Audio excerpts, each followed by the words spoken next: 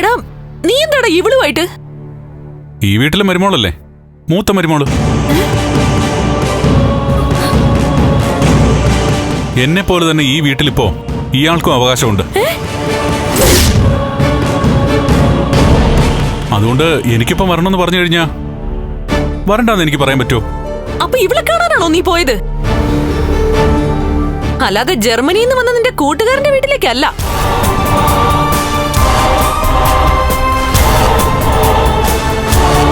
ഓ, അമ്മയുടെ സ്വന്തം മോൻ കാര്യങ്ങളൊന്നും പറഞ്ഞില്ലേ? ഇല്ല, കാര്യങ്ങളൊക്കെ പറയേണ്ടവർ തന്നെ പറയട്ടെന്ന് കരുതി. ഞങ്ങൾ കരുതി ഇതിനോടകം നിങ്ങളൊക്കെ എല്ലാം അറിഞ്ഞു കാണൂന്നാ. ഇനിയിപ്പോ അറിയാത്ത സ്ഥിതിക്ക് പറയാം. ഞാൻ പോയത് എന്റെ കൂട്ടുകാരന്റെ പെങ്ങളുടെ വിവാഹത്തിന്റെ റിസപ്ഷനിൽ പങ്കെടുക്കാൻ വേണ്ടിയല്ല, അനന്തുവിന്റെ വീട്ടിലേക്കാ.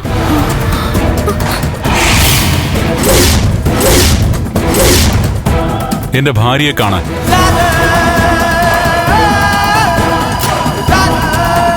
ഇയാൾക്ക് വിഷു കൈനീട്ടം കൊടുക്കാൻ.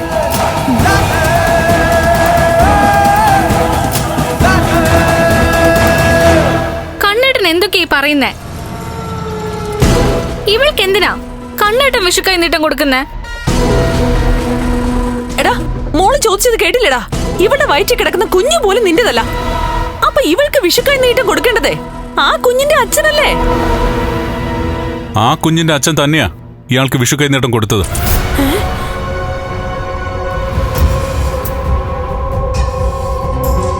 ഇവന്റെ ചോദ്യങ്ങൾക്ക് ഞാൻ കൃത്യമായി മറുപടി കൊടുത്തു കഴിഞ്ഞു.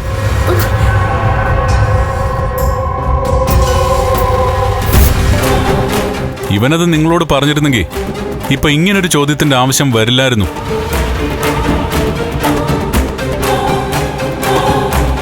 കുറെ നാളായിട്ട് ഞാൻ സഹിക്കുക.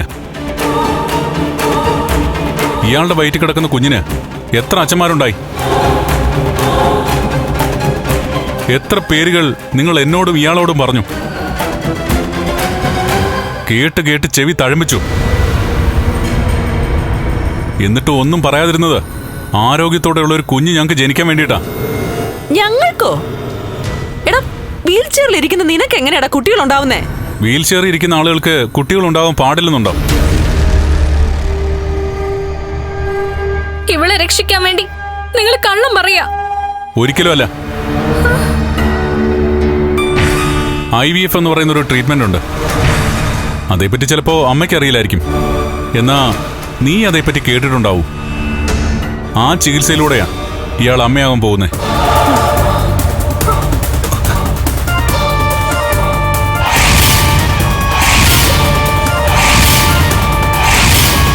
എന്റെ സ്പേം തന്നെയാണ് ഇയാളുടെ ഉള്ളിലുള്ളത്. എന്റെ ദൈവമേ,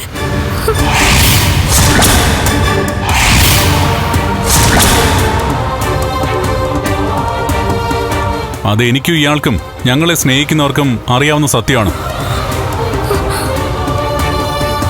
പിന്നെ ഞാനതൊക്കെ നിങ്ങളിൽ നിന്ന് മറച്ചു വെച്ചത് അതെന്തുകൊണ്ടാണെന്ന് ഞാൻ പറഞ്ഞു കഴിഞ്ഞല്ലോ. സ്വന്തം മോളുടെ കുഞ്ഞിനെ പോലും കൊല്ലാൻ ശ്രമിക്കുന്ന ഒരു അമ്മ ഇവിടെ ഉള്ളപ്പോ അവിടെ ഇങ്ങനൊരു നാടകം കളിക്കാതെ മറ്റു മാർഗമില്ലായിരുന്നു. അതുകൊണ്ടാ ഹൃദയം പൊട്ടുന്ന വേദനയോടെ പല കള്ളങ്ങളും എനിക്ക് പറയേണ്ടി വന്നത്. നിങ്ങളൊക്കെ ഇയാളെ തള്ളി പറയുമ്പോഴും വഴിതെറ്റിയ പെണ്ണായിട്ട് ചിത്രീകരിക്കുമ്പോഴും കേട്ടോണ്ട് നിൽക്കേണ്ടി വന്നത്.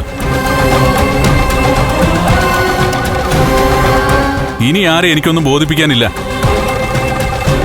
ഇയാൾക്ക് നാളെ ഒരു കുഞ്ഞ് ജനിക്കുമ്പോ ആ കുഞ്ഞിന്റെ അച്ഛൻ നിങ്ങൾ പറഞ്ഞ പേരുകാരായിരിക്കില്ല. അതിനൊരൊറ്റ അവകാശമേ ഉള്ളൂ, കമലേശ്വരത്തെ ഈ കണ്ണൻ.